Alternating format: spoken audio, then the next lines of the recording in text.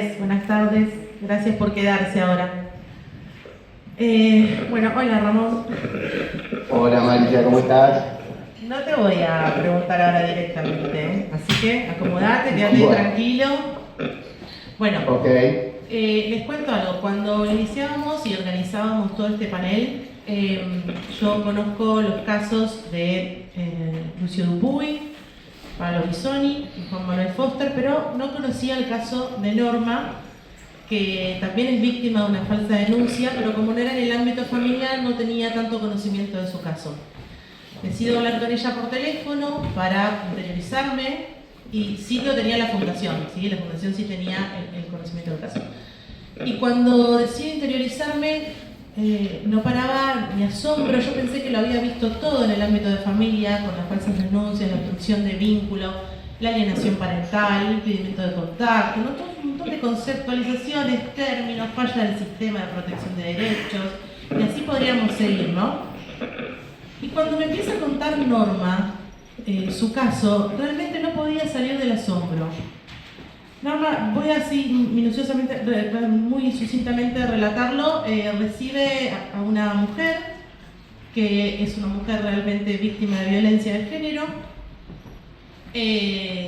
decide representarla, no tiene un historial Norma de defender casos de violencia de género, se ha dedicado a familia y ha sido el segundo o tercero que le ha tocado. Cuando decide llevar ese caso adelante, se empieza a encontrar con que del otro lado encontraba realmente un papá, un ex marido en este caso, que era violento. Y bueno, de ahí yo te voy a pedir en adelante, ¿no? Este es el planteamiento. Finalmente empieza a acosarla este señor a ella. Ella tiene que renunciar al caso por el acoso y la presión que recibe. ¿Y qué pasa ahí, no? Porque hasta acá no hay una falsa denuncia, pero ¿qué pasa después? Te voy a tener que pedir que seamos lo más resumido posible, pero contalo vos porque me parece que eso es un buen resumen. Bueno, a partir que tomé el caso de la voy a llamar Laura, empecé a padecer una serie de atentados. En realidad padecí 20 atentados, entre ellos algunos muy graves, como que me aflojaran las ruedas del auto y casi me mato con mi familia en una ruta. Hasta ahí no lo relacionaba con esto. Me incendiaron el local de antigüedades, que era mi proyecto postjubilatorio, me lo mandaron a incendiar. Y de repente recibo 20 fotos que demuestran que nos venían siguiendo a mi familia y a mí desde hacía 2 años y medio en nuestras actividades cotidianas. Y entre ellas la foto de mi hijo yéndose a trabajar. Mi hijo es abogado, tiene 44 años, tiene su familia, y me dice: tu hijo tiene todos los puntos puestos. A partir de ese momento empieza a direccionar toda su violencia hacia mi hijo y hacia su familia. O sea, le quemó un auto, le hizo un montón de daños, le quemó también una moto, etcétera, etcétera. Hasta que, cuando ella estaba bastante cercado, porque esto ya está condenado, está apelada la sentencia, pero cuando ella ve que se le cierra el círculo hacia mí, bueno, a través de una mujer que se contrata para eso, son organizaciones, efectivamente, lo denuncian a mi hijo por abuso sexual. Y también denuncia, otra mujer denuncia a los hijos del abogado actual de Laura por abuso sexual. Automáticamente, después de la denuncia así prácticamente por videollamada que hace el OBD, a mi hijo lo imputan por abuso sexual. Mi hijo tiene un cargo bastante importante en un banco. Gracias a Dios que en el banco sabían lo que estábamos padeciendo, 5 años estamos padeciendo esto. Entonces, pero igualmente tuvo que contar esta situación en su trabajo. Estaba en riesgo todo. Por supuesto que su mujer confía en él, pero es como que automáticamente hay un grado de sospecha, un sallo que te cae, que es muy difícil sacárselo de encima. Bueno, fue defendido, por supuesto fue absuelto, pero fue absuelto realmente, yo tengo que decir siendo abogada, porque la denunciante cometió un error muy grave, dijo que había dejado una documentación que después la vuelve a utilizar, entonces fue muy grave y muy flagrante el hecho. Entonces mi hijo fue sobreseído, pero si no, a lo mejor Nicolás no hubiera sido sobreseído. Y además, el miedo de que con lo que nos venían amenazando es, si hacían otra denuncia, otra persona hacía otra denuncia, automáticamente Nicolás hubiera ido preso. Norma, me gustaría agregar una pregunta. ¿Fue sobreseído en la justicia tu hijo de estas falsas denuncias de violencia de género y abuso? ¿La vida de él continúa igual o hay un quiebre, hay un antes y un después? Un quiebre en la vida de él, absolutamente, con los amigos, inclusive hasta en el barrio. Nosotros hace 30 años que vivimos en la zona. Es todo un tema es terrible. O sea, no se puede aponderar el daño que sufre todo el grupo familiar y la persona, aparte el hecho de sentirse implicado por un delito tan sucio. La verdad que es un delito que mancha, es papel carbónico. Norma me comentaba, ¿no? Todo tiene que ver con todo. Nosotros somos una ONG que se dedica a los niños y acá hay niños. Vos me contabas que tenés nietos y que tenés mucho miedo. Tengo una nieta de 1 año y como yo sigo estando amenazada, obviamente, yo no me animo a salir a la calle con mi nieta. Porque como uno de los atentados que tuve fueron con ácido, que gracias a Dios no era mi momento, mi miedo, mi fantasía absoluta es que le puedan hacer algo con ácido, todos me quieren. A mi nieta cuando está conmigo. Sabíamos que este panel iba a ser muy difícil, ¿no? No, Norma, quédate tranquila. Acá todos, por lo menos en este panel, somos víctimas de alguna manera. Bueno, mi caso es conocido porque, como no encontré respuesta de la justicia, la verdad que no, y siendo abogada y teniendo una capacidad quizás económica como para contratar abogados, etcétera, etcétera, etcétera, no encontré respuesta de la justicia. Entonces salí a los medios. Mi caso debe ser bastante conocido porque recién, a partir de que mi caso se hizo público, empecé a tener un poco de consideración hacia todo lo que nosotros veníamos haciendo. A la fecha todavía no tenemos respuesta. O sea, hay una condena, pero está pelada. Pero vos seguís viviendo con miedo, recordando el incendio del auto de tu Tengo hijo. custodia policial, tengo botón antipánico, lo mismo mi nuera, que también ella ha sido víctima de todo esto, y el señor está libre y feliz y sigue haciendo cosas. Hace 20 días recibí nuevamente amenazas de muerte. Bueno, a mí me choca mucho y me cuesta entender cómo puede ser que el que inicia la denuncia falsa siga teniendo una vida como la que tenía antes, y muchas personas que son denunciadas falsamente pierden su trabajo, por ejemplo, y restituirle ese derecho como persona a tener sus amigos de siempre, su trabajo, sus contactos. Digo sus amigos porque mucha gente se aleja a partir de la estigmatización que genera una falsa denuncia, ¿sí? Entonces es un impacto moral que tiene la persona. Vos pensás que si te denuncian de algo tan atroz como abuso sexual infantil, como abuso sexual a cualquier persona, de violencia, son cuestiones que impactan en la moral, en lo más propio del ser humano. Y yo me quedo asombrada cómo hay gente que después le cuesta tanto restituir su vida, restituir sus funciones, volver a ser quien era, recuperar sus tareas laborales, donde por ahí se dedicaba con mucha vocación. Bueno, mi hijo no lo perdió, pero... antecedente, por más que haya sido sobreseído, además tenés un antecedente de que estuviste procesado. Por eso te digo, claro, el antecedente te queda, está bien, fuiste absuelto, pero ya fuiste procesado en un momento. Eso queda. Y vos sos abogada, ¿no? También abogada, eso también hay que decirlo. Es el día de hoy que con falsos perfiles en las redes lo siguen llamando y diciendo fulano de tal, violador. Claro, el Estamos escrache, ¿no? todavía peleando por eso. Después también va a haber, este tema lo podríamos estar hablando durante muchas horas. Hay que hablar también de las falsas acusaciones, ¿no? O sea, empezar a hacer una diferenciación en esto que después sigue con el escrache y que no se termina nunca más, y por eso digo, me quedo impactada de cómo quien recibe una falsa denuncia cambia radicalmente su vida de un día para el otro, y aquella persona que hizo la denuncia falsa sigue con su trabajo, sigue con su vocación, sigue con sus labores. Gracias, Norma. Me gustaría que después sigamos charlando. Gracias.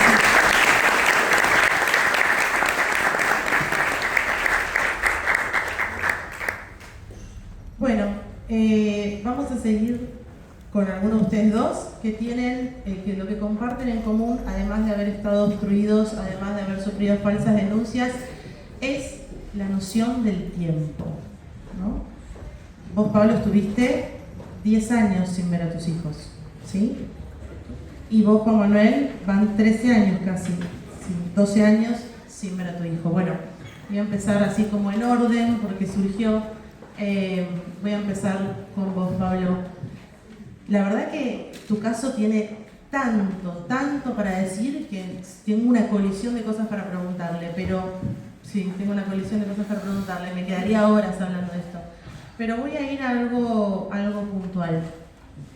Trascendió una pericia, se hizo conocida, sobre la progenitora de tus hijos, que, si no me equivoco, vos corregime si tengo algún dato mal, que es contundente, que es categórica, ¿no? Que habla de una psicopatía con rasgos perversos, que hace que vos adquieras la custodia de tus hijos y se van a vivir con vos. ¿Hasta ahí estoy bien? Correcto, eso pasó en el 2012. Esto pasó en el 2012. Y después, a partir de la ineficiencia, que no voy a nombrar detalle por detalle porque no soy abogada, pero de un sistema judicial en el que entraron, hubo un intento de no separar a esa madre de esos hijos o a esa progenitora de esos hijos, de revincularlo, y en una de esas visitas los chicos no vuelven más a tu casa. ¿Esto es así? Pascua de 2016. Así. Pascua de 2016. A ver, repasemos. Estamos hablando de una pericia oficial que dice que hay una psicopatía con rasgos perversos, que por eso le otorgan la custodia al padre, el padre cumple religiosamente, lleva a sus hijos a terapia y permite que se revinculen con esa mamá, porque sigue pensando en lo que sufre un hijo. Tengamos en cuenta que la perspectiva de los adultos no es la perspectiva de los hijos. Entonces, Pablo, después de que les accedes a que tengan un régimen de comunicación y el juzgado lo indica así, ¿qué hace esta progenitora? Se los lleva y no los regresa. Seguí contando la historia. Bueno, es difícil resumir desde el año 2009 que vengo padeciendo esto, pero bueno, retomar donde vos dejaste, fue así. Después de 2 meses y medio, habrá sido así, de régimen asistido por sus abogadas, al principio su abogada de niño y después con un asistente social. En la última visita pasó eso. Le hacen decir a Nacho que no quería volver porque yo le tiraba del pelo. Y bueno, tiraron del pelo. Entonces la asistente social que estaba ahí como los ojos del juez interpretó que estaba bien que se queden en la casa con la madre, a pesar de que la madre tiene un perímetro con los 3 hijos, aparte de conmigo. Y bueno, esto fue así, en marzo del 2016, el juez le ordena que devuelva a los chicos, no lo hace, entonces ordena una restitución bajo la fuerza pública, ella apela a esto, y bueno, lo que habla la jueza hace poquito, ¿no? En los tiempos, la apelación se resuelve en agosto de ese mismo año, hace tiempo los chicos quedaron desescolarizados, yo ahí perdí ese contacto.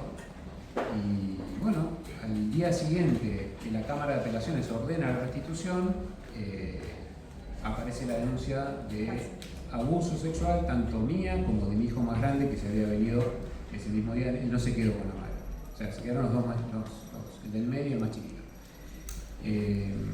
Y bueno, el juez de familia interpreta que, bueno, la verdad que el juez de familia está haciendo lo que la Corte ordena. Si hay una denuncia de abuso, no puede volver con el progenitor. Entonces, un poco acá es el punto donde los delincuentes que hacen las falsas denuncias encuentran la cuña, la falla en el Poder Judicial para ejecutar maniobras así como esta. Entonces, creo que acá hay una complicidad de los dos lados. Utiliza el Poder Judicial en estas grietas que aparecen Y creo que también hay una impericia por parte de los ejecutores del Poder Judicial, porque una frase trillada es: cuando la justicia es lenta no es justicia. Y esto de los recursos, las apelaciones.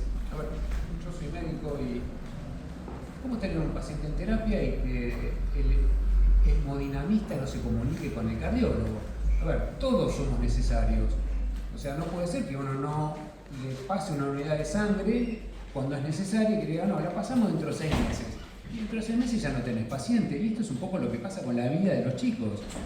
Qué interesante ese ejemplo. Bueno, uno lo compara con lo que hace, ¿no? Y me parece que el Poder Judicial y el Poder, dentro de lo que es familia y lo que es penal, tiene que haber una comunicación más que fluida. No pueden ser islas dentro del Poder Judicial. Porque las consecuencias las pagamos nosotros, las pagan los chicos, el famoso interés superior. Entonces, yo creo que hay acá, en los jueces, una situación de comodidad. Porque si yo demoro más del tiempo que debo en pasar una unidad de sangre, soy responsable penalmente. ¿Y dónde está la responsabilidad de los jueces acá? Entonces esto para mí es grotesco y apelo a esto, a que la ley se pueda resolver para que pueda haber una coordinación, como decían hablar acá, de una unidad en el Poder Judicial. Donde una causa que es más de... O sea, cae de Maduro, que se desprende de familia, no puede ser que te digan en penal, no, acá una pericia a la madre no se la vamos a hacer porque el imputado sos vos. Pero a ver, está bien, vos estás viendo que esto aparece después de un problema de familia. Entonces, bueno, nada, creo que es más que necesario y que sea ya el tema de que salga una ley donde se pueda modificar, porque en cierto punto los jueces están presos de ciertas legislaciones, ¿no? que los habilitan a ellos, corregime si me estoy equivocando. Falla el material humano. Bueno, la falta de compromiso, yo creo que falta de compromiso de los profesionales. Pablo, te quiero hacer otra pregunta en base a esto. ¿Qué se llevaron estos 10 años sin ver a tus hijos? Pasaron más, pero yo quiero saber qué se llevaron estos 10 años sin ver a tus hijos. Se llevan la vida de ellos, la psicología de por vida de ellos. Uno, a ver, ¿cómo decirte? Desarrolla lo que puede para poder afrontarlo. Yo bloqueé a 2 de mis hijos. Y bueno, yo tengo que preocuparme por el que tengo. Tuve que ser un padre con hijos vivos, pero los vivía como muertos. Entonces, estando vivos, ¿no? Entonces, creo que cada uno hace lo que puede con esto. Y desde la ceniza tenés que empezar a rearmarte para ver cómo te volvés, lo que me está pasando con Tomás. A ver, no es fácil. Yo me estoy encontrando con un hombre hoy de 23 años, lo dejé con 13. No sé quién es. Entonces, nada, creo que se hace mucho daño. Es muy difícil poder explicar lo que uno vive. Bueno, si estás privado de la libertad y con una denuncia grotesca como es esta, ¿no? Una denuncia de abuso sexual que te mancha desde todos lados y te perjudica desde todos los lados.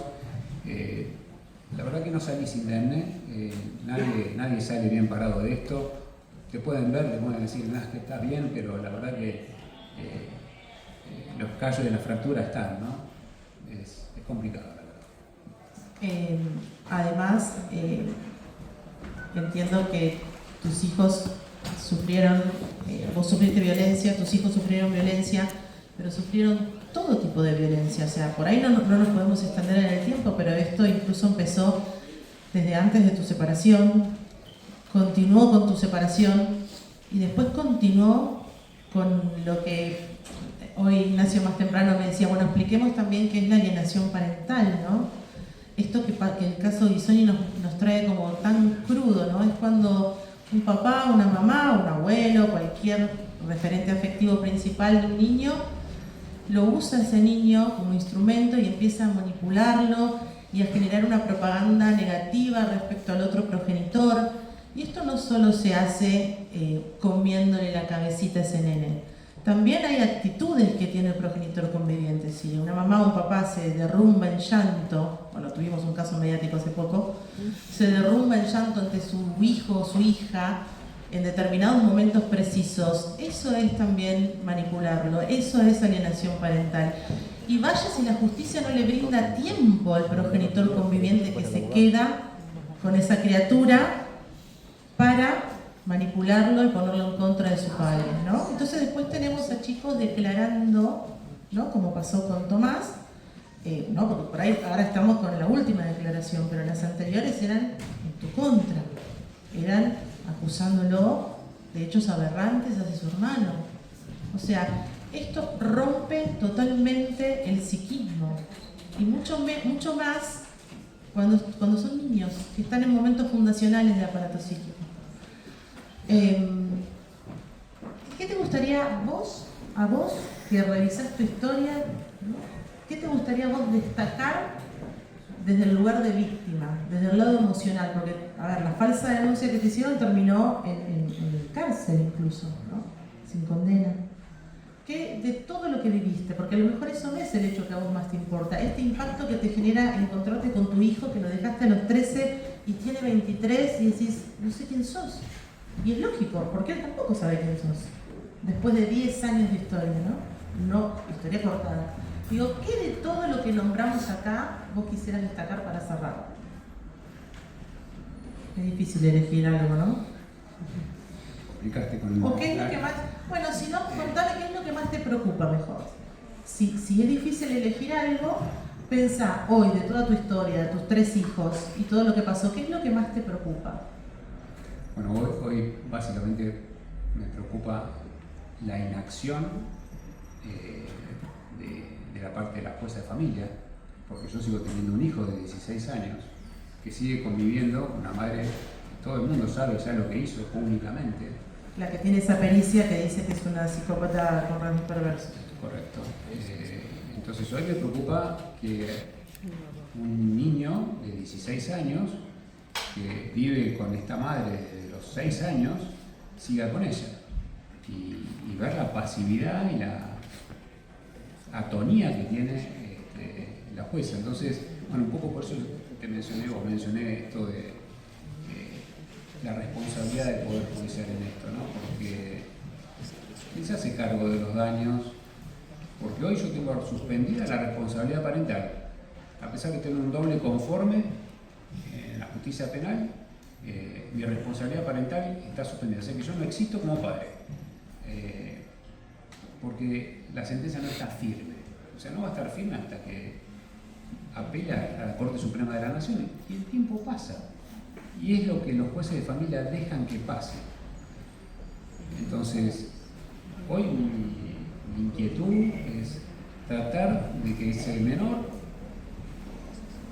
tenga una posibilidad real a través de, no sé, un recurso, no sé, empezar una terapia, algo como para poder, sí, un auxilio que hoy no tiene. Porque hoy la madre le dice, si vos te vas yo me mato. Entonces, esto me lo contó Tomás. Entonces, ¿qué recurso puede tener un nene a esta altura? Entonces, nada, es muy complicado. Suspiro porque no tolero la idea de pensar que estamos ante un reality show de un niño que en este momento está siendo partido en medio y que está con alguien que le dice, si haces tal cosa me mato. La verdad que es terrible, es como que no pienso en cómo nos vamos a ir a dormir hoy sabiendo que esto está pasando, ¿no? En vivo y en directo. Por eso me preocupa cómo los jueces duermen, sin ningún problema. Bueno, es una pregunta que va a quedar ahí flotando en el aire para contestar. Gracias, Pablo.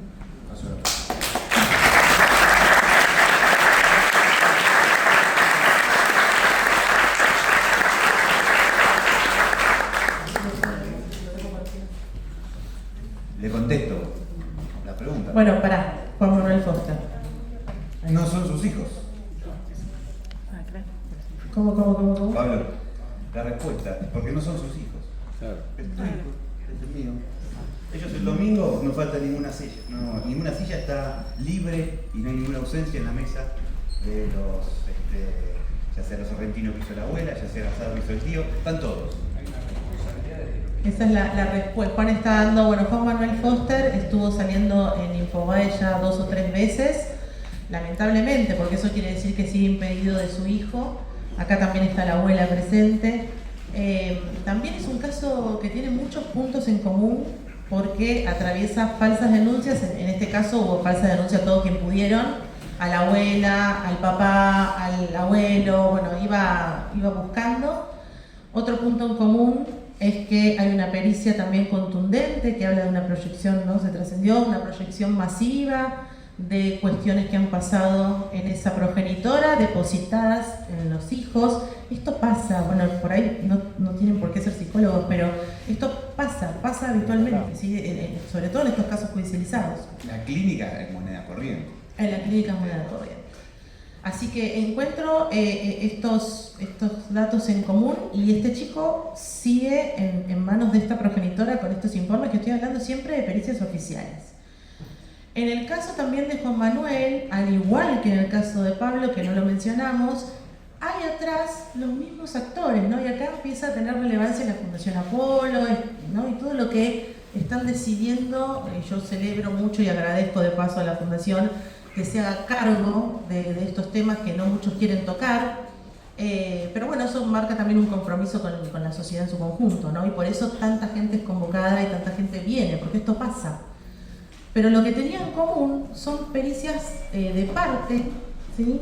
De ciertas organizaciones y ONG que coincidentemente intervienen en el caso de Pablo, intervienen en el caso de Foster e intervienen en un montón de casos del cual tenemos conocimiento. Así que, Juan Manuel, sí, me gustaría que... Salud activa se llama. Que de salud no tiene nada. Vos empezás a ver que tienen como un cierto modus operandi, en donde venden ya casi un producto armado. Es muy crudo todo esto. Permitime reconocer el valor que hace 20 días recibiste una amenaza de muerte y estás acá por la verdad. Es un montón, es la única forma. Esto, sí. Aparte hay que animar a quien es víctima a que también pida ayuda y que no baje los brazos y que se escuche, ¿no? Es importante. Visibilizar. Que el miedo no paralice. Que el miedo no paralice. Hay algo interesante que es que nadie está conforme con la justicia. Hablamos de que se polarizan ideologías y la macana que es esto para la verdad, pero ninguna de las ideologías del centro, de cualquier extremo, nadie dice, che, que viene la justicia. Esto nos tiene que llamar la atención. Nos tiene que llamar la atención que te hayan querido tirar ácido, que te hayan prendido fuego el auto de tu hijo, que te hayan desajustado las ruedas y que como cuarta medida de extorsión hay ya una denuncia penal, una denuncia falsa. O sea, la denuncia falsa empieza a tener ese sesgo de mirá que te denuncio, mirá que te mafioso. Nos tiene que llamar la atención. Como venganza, la denuncia como venganza. Claro, empieza a ser una cuestión extorsiva a la altura de otras secuencias puramente mafiosas. ¿Qué está pasando con la justicia? ¿Qué pasa? Porque como decía recién uno de los expositores, la familia es el pilar de la sociedad. El ser humano está hecho de vínculos y si los vínculos se enferman, ¿qué clase de argentinos van a...? Y no es solo de Argentina el problema. ¿Qué clase de adultos van a poblar la tierra? Juan, tu caso se terminó en lo penal. ¿Cuánto hace? Y lo penal termina en el 2016. O sea, 9 años. Más o menos 9 años que se cerró lo penal y que tanto vos como tu familia quedó demostrado. Sí, la justicia penal trabajó. La justicia penal tiene la misión de determinar si un delito ocurrió o no. Es decir, si un hecho se constituye como delito y es penable o no. Y en 3 años resolvió una denuncia hacia mi madre como la supuesta abusadora sexual de mi hijo. Mi hijo atravesó todo un proceso de pericias en el cuerpo médico forense, que determinaron que los hechos denunciados no habían existido, es decir, por palabras de mi propio hijo. Después vino una denuncia penal hacia mí por el mismo delito. Tu hijo pedía verte. Sí, claro, el discurso de mi hijo fue el que rebatió como falso el discurso de la denunciante, en 2 oportunidades, en 3 años de proceso penal. La justicia civil es una especie de quien te contó el cuento de la buena pipa. Porque no son sus hijos, porque los domingos están todos en la familia de ellos. El daño empieza cuando de un día para el otro desaparece la mitad del linaje de un niño. Y no hay un acompañamiento. Vuelvo a la imagen muy clara que vos señalaste de ese niño en la puerta del jardín esperando. ¿Y dónde está papá? Porque hasta hace la semana pasada, de los 7 días de la semana, 6 era conmigo. 5 de los 5 necesarios, 4 me venía a buscar al jardín. ¿Dónde está? ¿Qué le pasó? Y como retiran a la mitad del lenguaje, a la mitad del linaje, lo único que queda para responder es el lenguaje de la parte denunciante. Porque lo dejan solo a la infancia, la dejan sola. Retiran a la mitad de la familia y solo queda como explicación de qué pasó acá lo que la denunciante quiera decirle, o lo que el denunciante. Y ahí ya está dañado. Ahí empieza el daño que se va haciendo cada vez más profundo en el tiempo. Con lo cual, el puente entre lo penal y lo civil tiene que estar tiene que ser más que dinámico para que lo penal le pueda ir sirviendo de qué van diciendo las pericias, para que el juez civil pueda tener una idea de, bueno, hacia dónde. ¿Qué van diciendo las pericias, no? Porque en tu caso está en Infobae para que lo consulten. ¿Cómo va mostrando que en las primeras escuchas, voy a decir así, en vez de pericias, porque algunas fueron en otras instancias, las primeras escuchas hablan de un nene que quiere vincularse con su familia, que, como bien dice Juan, es el relato del mismo quien hace que se produzca el sobreseimiento en lo penal, y cómo después, años sin verlo, cómo después ese relato va cambiando a no lo quiero ver, no quiero saber nada, lo odio, o cualquier manifestación en contra que no sabemos de dónde la forjó, porque se despidió diciéndole chao papi, te veo a la salida del jardín, y quería verlo en cada escucha de las que fueron primeras escuchas. Yo quiero ver a papá, yo quiero ver a la abuela, extraño a la abuela. Mi mamá dice que me cuidaban mal, pero le digo, ella no entiende. Entonces estaba entre comillas en las pericias penales y la justicia civil como no enterada. ¿Qué es perspectiva de infancia? Es decir, che, ¿cómo está viviendo esa infancia que yo estoy interviniendo con mi firma? ¿Cómo está viviendo el proceso? ¿Cómo está? Desde la clínica es algo que se vive constantemente. Una intervención, una interpretación. ¿Cómo afecta lo que como terapeuta le dije a mi paciente a ver qué va a traer la semana que viene? Semanas en la clínica. En cambio, en la justicia es una cuestión indeterminada, en donde no hay un seguimiento de cómo el niño, la niña, vive este proceso que está pasando en su vida. ¿Por qué papá no me viene a buscar más a través? ¿Por qué mamá de pronto desapareció de nuestra vida? Yo la nota de Infobae señalaba a Eva Solís, que es casi no está ella denunciada como abuso, pero es lo mismo, una denuncia que la separó de su hijo. Una mamá obstruida de contacto con su hijo. Exactamente. Hasta que no haya esta pregunta centrada en la perspectiva de la infancia, que es ¿cuál es la perspectiva del niño? ¿Quién le explica? Por hoy le explica la parte denunciante. Creo que tiene que haber un acompañamiento desde el primer día que se intervino en la infancia. Esa infancia para ser responsabilidad de un juez que tiene que tener un equipo interdisciplinario que aborde todo el núcleo familiar, desde el primer día, para poder hacer un seguimiento y un acompañamiento y poder ir brindándole una explicación con las herramientas que el niño maneje de qué es lo que está pasando.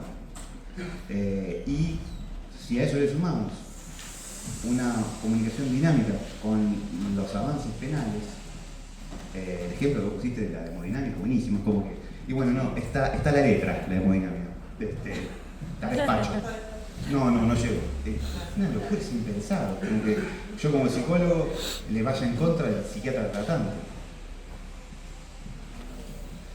Bueno, tenemos que ir apurando los tiempos, pero te hago una última pregunta para que cierres con esto y enganchamos con Ramón. Cortito, si la querés contestar, ¿qué se llevaron de tu persona? Si es muy dura, la cambio. Mira, si me perdonan, sabía que algo así. Yo con Marita trabajé mucho tiempo desde infancia compartida. No es la primera vez que intercambiamos una palabra. Es realmente un honor y sanador poder estar acá y de repente tener la atención de tantas personas. Bueno, vamos a ver. Va a costar, pero va a salir, dale. Mi abuelo toma el té todos los días a las 5 de la tarde. Le dije que lo lamento no lograr que no pueda compartir el té de las 5 con su bisnieto. Lo lamento a un nivel en el cual un zumbido atraviesa mi alma en toda su extensión. Y sé que tengo un alma gigante y sin embargo este zumbido la atraviesa toda. La rompe en dos, la quiebra, la abre, la desangra, la maltrata, la deshace y mi alma, que ya son dos pedazos, pasa a ser otra cosa que no es mi alma. Pero mi corazón sigue latiendo y me obliga a seguir vivo, seguir existiendo y acá estoy, en el té de las 5 diciéndole a mi abuelo que lamento, que no pueda merendar con su bisnieto, que lo lamento. Así que si la entrevista de Infobae se la dediqué a Eva.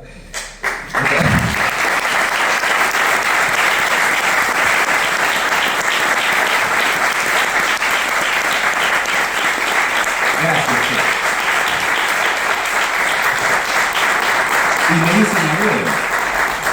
Y me dice mi abuelo, tomando su té de las 5 en su jardín más hermoso del mundo, donde yo crecí y me amaqué, me dice, caminante no hay camino, se hace camino en andar. Y como por arte y por magia, esas dos partes que ya no eran, se unen y son otra vez. Gracias por ese aplauso. Eso es lo que se llevó de mi arte. Pero mi hijo cumple 16 años este mes y él cree que fue abusado. Y es la tercera causa de suicidio a nivel mundial, el abuso sexual infantil. ¿Se llevaron la identidad de Julio? Se llama Julián. Gracias, Juan.